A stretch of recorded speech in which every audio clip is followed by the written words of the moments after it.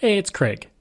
I just wanted to let you know that you can listen to Canadian History X early and ad-free on Amazon Music, included with Prime.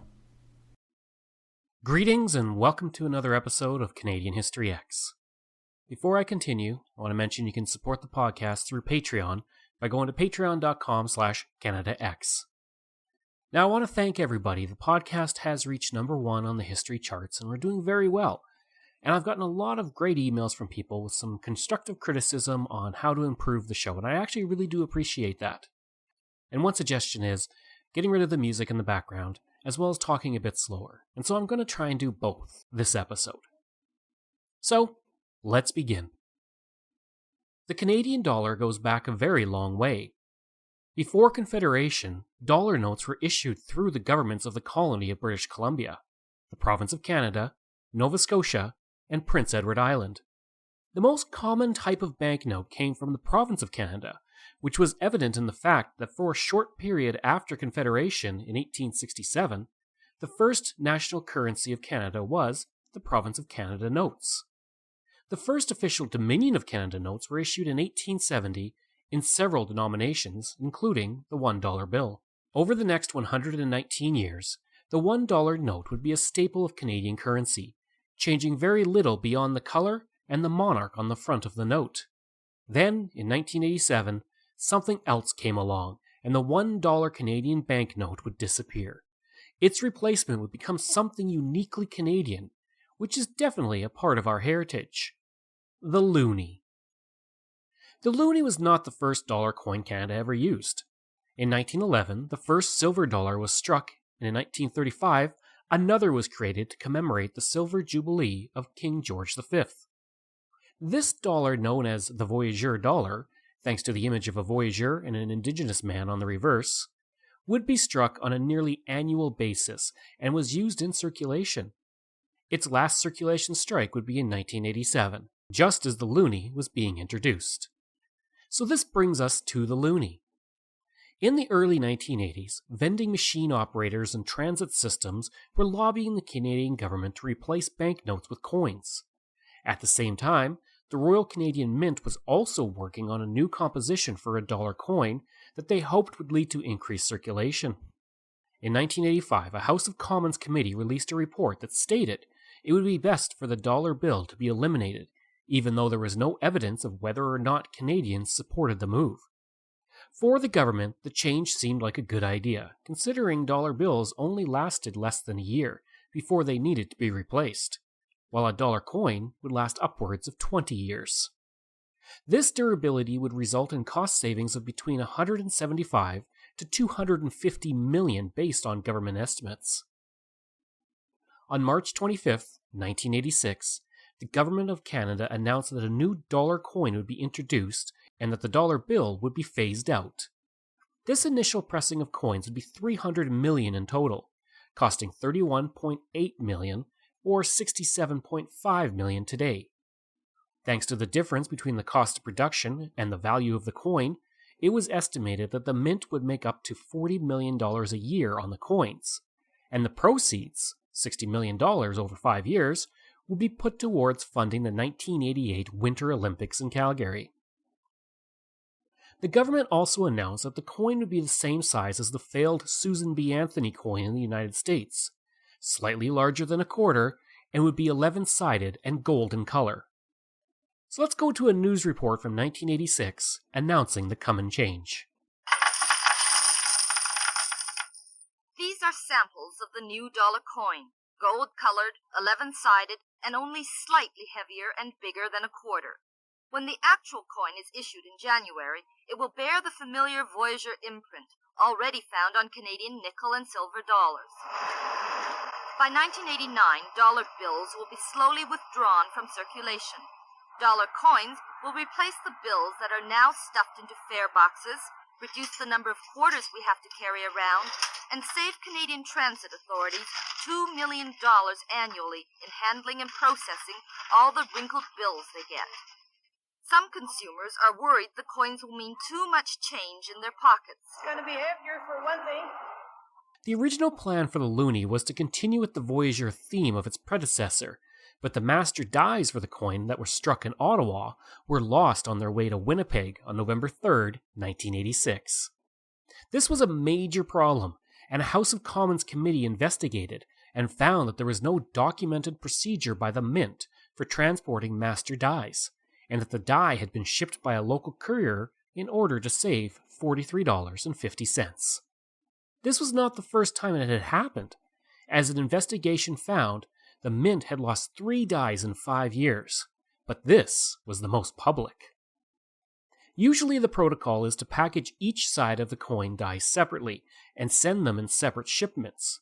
This was done so that if the dies ever came into the hands of counterfeiters, they only had one side of the coin. For some reason, both sides of the die were shipped together. Officials waited in Winnipeg for the shipment for 11 days, but it never arrived. On November 14th, the RCMP were called. The Mint attempted to keep the loss under wraps from the public, hoping the dies would turn up. This included hiding the theft from Monique Vezina, the Minister of Supply and Services. The RCMP investigated and came to the conclusion that the dies were lost in transit. But the Mint disagreed with this, feeling that the dies had in fact been stolen. Whatever happened to them, they were never found again. The Mint had thought to make a small alteration to the Voyager design that would hopefully reveal the location of the thief over time, but they decided that it was best just to do a new design, and they would replace the Voyager with the image of a common loon floating in water. This was designed by Robert Ralph Carmichael, and Carmichael was an artist who lived near Echo Bay, Ontario, and in 1992, the town would honor him with a monument in the shape of a loonie along the highway. Carmichael passed away in 2016, but interestingly enough, Carmichael had submitted his loon design in 1978 to be on the $100 coin, but this was rejected. Thankfully for him, his design would become iconic as a result. With the coin having a loon on the face, it would result in the name Loonie being adopted by the public. The loonie officially entered into circulation on June 30th, 1987, with 40 million coins introduced around the country. By the end of the year, 205 million had been created. The new loonie was met with praise and criticism, as this report from 1987 shows. Well, it's the beginning of the end today for the $1 bill. The new $1 coin has made its debut, and the dollar bill should be all gone by 1989. The coin has been nicknamed the Loonie because of the loon on one of its sides. As Houston Reinhardt reports, the move from bill to coin will save Ottawa millions. Across the country, bank tellers began to give out shiny new dollar coins and change. For tourists at the Winnipeg Mint, the coins were novelty souvenirs. Can we have 4 of these, please? We thought we'd add these to our collection and maybe even be the first ones to have them in Vancouver. The dollar coin is a little larger than a quarter. It's yellow-gold in color and features a loon on one side. The Winnipeg Mint printed close to 100 million. 80 million have been distributed from coast to coast. Today, many like them. Oh, I think it's wonderful. I think it's really much better than flipping all those ones all the time. To me, dollar bills were getting to be too cumbersome. I was having too many of them all at once, I think the coins are good. But this Winnipeg hotel manager found them impractical. Well, I'm just going to make a deposit. Look at all these ones. It's 150 of these I have to carry to the bank, and that's a small deposit. It is truly the worst thing the government's come out with. I hate it. Over the course of the next 21 months, a loonie and $1 note were produced at the same time, until the Bank of Canada officially ceased production of the banknote. The final dollar bill was printed on June 30th, 1989. That same year, 184,773,902 loonies were printed.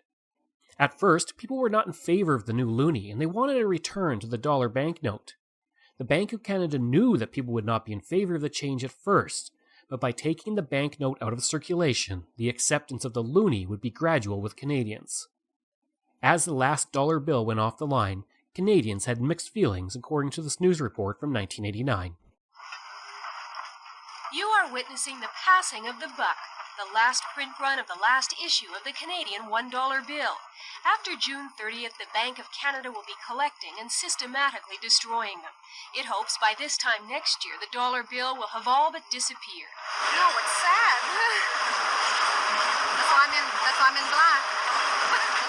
The dollar bill has been in circulation, bearing the faces of explorers, governors general, and royalty since the first one appeared in the name of the Dominion of Canada in 1870. The paper money is making way for the loonie dollar, the bronze-coated nickel coin that was introduced 2 years ago. But it doesn't seem to be catching on. A poll last July showed the percentage of people who disapproved of it had almost doubled to 36%. The Royal Canadian Mint is concerned about acceptance. The polls always indicate that we have habits or leading their attitudes. They say, well, yeah, I prefer something else, but, and they use the coin.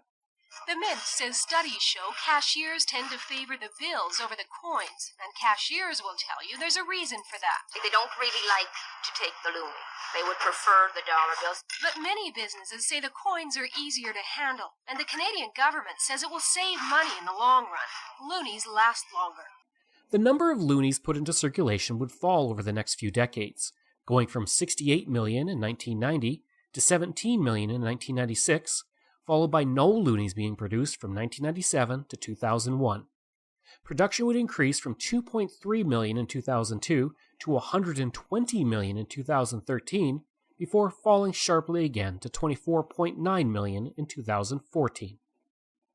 Over the course of the first 20 years of the loonie, 800 million would be struck into circulation.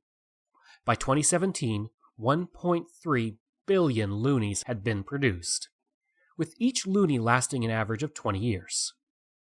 There are so many loonies out there now that if you put them side by side in a line, they would span across Canada's entire national highway system, a distance of 37,000 kilometers. Today, the loonie is not a coin. It is an iconic symbol of Canada. The loonie is now synonymous with the Canadian dollar, and the loonie would reach new levels of mythical status in 2002 at the Salt Lake Winter Olympics, when Dan Craig, the NHL's ice-making consultant, brought his ice crew from Edmonton to make the ice for the Olympics. Trent Evans would secretly place a loonie at center ice. Only a few people knew about the placement of the coin, and they were sworn to secrecy. The men and women's teams were told, and both teams would go on to win the gold, and several members of the women's team kissed the spot where the loonie was hidden after they won. After the men won gold, the loonie was dug up and given to Wayne Gretzky, who revealed it to the world at a post-game press conference. Today, the lucky loonie sits in the Hockey Hall of Fame. Information comes from Wikipedia, CBC, Ottawa Rewind, coinbooks.org, and Kelowna Now. I hope you enjoyed this episode of Canadian History X, and if you did, please give a rating and review. You can reach me at craig@canadax.com, and you can visit my website with hundreds of articles on Canada's history by going to canadax.com. Thanks, and we'll see you again next time.